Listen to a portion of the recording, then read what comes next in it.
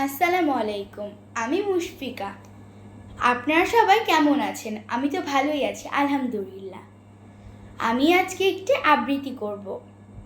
কবিতাটির নাম আদর্শ ছেলে।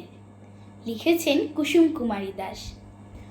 আমাদের দেশে হবে সেই ছেলে কবে, কথায় না বড় হয়ে কাজে বড় হবে।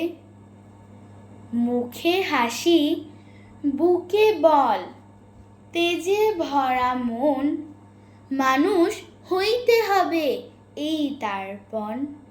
বিপদ আসিলে কাছে হও আগুয়ান, নাহিকে সরিলে তব রক্ত মাংস প্রাণ।